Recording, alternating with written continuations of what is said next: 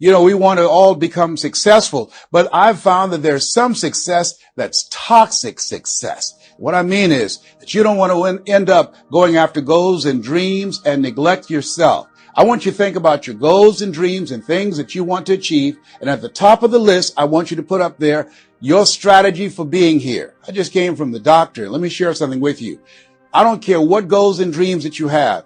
You've got to have your health in order to be here. So at the top of my list, and I'm suggesting you put it at the top of your list, your strategy, your game plan for being here. What are you going to do to take better care of yourself? That's one of the first things I want to ask you about. Because when I look at my life at 64, and I used to think people in their 50s were old, but now that I'm 64, I said, look here, people in their 80s and 90s, they're old people. My goal is to be here not only just to see my grandchildren, but to see my great-grandchildren and my great-great-great-grandchildren. But in order to be here, that's not just lip service. That's a commitment with my time, with my energy, and the choices that I make. So I want you to think about your strategy for being here, and I want you to think about your goal for securing your life in your future. See, as I get older, my goal right now is to become an asset to my children rather than a liability, financially and physically. See, I don't want to be a burden to my children. I don't even know if they like me that well. See, I love my mama. My goal and dream was to take care of my mother. I did that. I bought her a home. I took care of her until she's 89. But children, they're different today. These are different type of people up in here. You don't know what this generation might do. Now, I know they say, Darren, we love you, but I really, really want to stay in good shape and take care of myself because I don't want to be around the house and my kids saying, look here, who's going to take care of him today? All he's doing is sitting around talking to himself, talking about, yes, I can, and yes, I will, talking out of his head.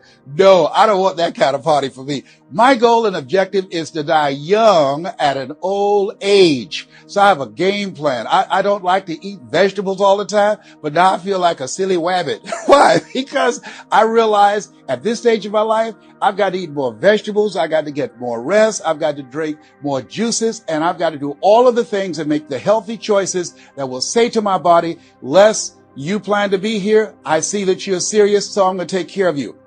I do 160 push-ups every morning nonstop. Why? I couldn't do that at 15 or 20. But at this stage of my life, I've got to do those kinds of things in order to challenge my body, to stretch my body, and to indicate I plan to be here. What's your plan? What's your goal? Because if you don't have a goal for being here is not a given. When I was a kid, we used to go to funerals of old people. I can't tell you how many young people whose funerals I've gone to. I can't tell you how many. And so, and there's something about between 40 and 60. I don't know what it is about that period in time between 40 and 60. If you're approaching 40, I can tell you, and you already know, life begins to intensify. Things happen to you and things happen to people you care about. Between 40 and 60, if you can make it through that period, you can take a deep breath because most people don't make 60. Most people don't. And why? And I think it's because people just take it for granted that they're going to be here. So I want to share with you some goals and strategies as you think about your goals. I want you to visualize yourself having optimal health. Having your right mind. I used to ask my Mama, every Sunday you stand up in church and other older members of the church say, I want to thank the Lord for waking me up in my right mind this morning. Why do y'all say that all the time? She said, don't worry, son. You live long enough, you'll find out. She was absolutely right. I went in the room the other day to find something. I got in there and I couldn't remember what I was looking for. I came out. I remembered what I was looking for. I went back in. I found it. Then I couldn't remember why I was looking for it. One of our children said, Daddy, you need some ginkgo biloba. I said, what's that? She said, something for your memory. I went down to the health food store. I was walking around. The lady said, may I help you, sir? I said, I forgot why I'm here. She said, you need something for your memory. I said, I know. So they took me over to a little section and I bought the stuff and then I took it home. Now I can't remember where I put it. So when I got up this morning, I said, I want to thank the Lord for waking me up in my right mind this morning. See, if you woke up in your right mind this morning, that's a good thing. I called a friend of mine the other day, Miss Williams, said, Miss Williams, how you doing? She said, baby, I'm doing good. She said, I went to the bathroom by myself, not all myself. I said, too much information, too much information. Let me tell you something. But that's a good thing. I know about that. I've been in the hospital. I know what it is not to be able to move. I know what it is to have back challenges. I know what it is to be in pain. So this thing called life, you got your health. Let me share something with you. That's a good thing. A friend of mine, Bishop T.D. Jakes, said, if you got a problem man or money can solve, you ain't got no problem. I can agree with that. And I learned some things going through that experience. And really, I should say, growing through that experience. My goal at that time was to be here. And trust me, it's better be seen than to be viewed. Are you feeling it, brother? Up in here, up in here. So I want you to think about your goals and dreams. And here's what I want you to do right now. I want you to say to yourself, it's possible. It's possible. And I want you to follow along with this process. As you think about your goals and dreams, I want you to write this down. I'm going to give you some strategies of maintaining this possibility mindset. I want you to write down mindset maintenance. Mindset maintenance. Let me share something with you. The easiest thing that I do every year is to live my dream. That is, helping people to realize their potential, to step into their greatness, challenging themselves, reinventing themselves, to start their own businesses. I've helped over 400 people earn millions of dollars.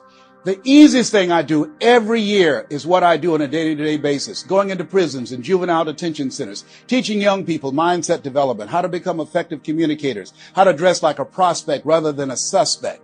Those are the easy things that I do. Let me share with you the most difficult thing that I've ever done in my life. And that was to believe that I could do it. That's the most difficult thing that I've ever done in my entire life. To believe that I, Les Brown, who was born in an abandoned building on a floor in a poor section of Miami, Florida, with a twin brother. We were adopted. We were 6 weeks of age by Mrs. Mamie Brown, and I called myself Mrs. Mamie Brown's baby boy. All that I am and all that I ever hope to be, I owe to my mother. Saw a sign once that said, God took me out of my biological mother's womb and placed me in the heart of my adopted mother. To believe that I, Les Brown, who was labeled educable mental retarded, put back from the 5th grade to the 4th grade, failed again when I was in the 8th grade, to believe that I had the ability to live the life that I'm now living. No one could have told anybody who knew me, including myself, looking in on us when Mrs. Mamie Brown was raising us in a poor section of Miami, Florida called Liberty City in Overtown, that I would be who I am right now. I didn't even know that. And I want you to think about your goals and dreams, and I want you to expand them. Why? Because it has been said that most people fail in life not because they aim too high and miss. No, most people fail in life because they're just like I was for 14 years. They aim too low and hit. And many never aim at all. Not at all. They just go through life surviving. Someone said that many people die at age 25 and don't get buried until they're 65. I was talking to a friend of mine named Rosia, and I said, Rosia, how you doing? And she said, let me tell you something. Life is a mess. I said, girl, what are you talking about? She said, my life is a mess. She said, you know what? She said, I just was sitting up here thinking, I haven't lived. I haven't lived. She said, I've been working hard all my life, paying bills and taking care of my children, and my children are gone, and I've just been thinking, I haven't done anything. She said, when I die, I don't want when people view my body, I don't want them to say, oh, she had a funny expression on her face. I said, what do you mean by that? I don't want to have an expression that I'm mad. Because if I died right now, I would be mad. I said, why? What are some of the things you'd like to do? She said, travel. I would love to travel. I'd like to see the pyramids. I've never been to Paris. I want to go to Paris. I've never been there.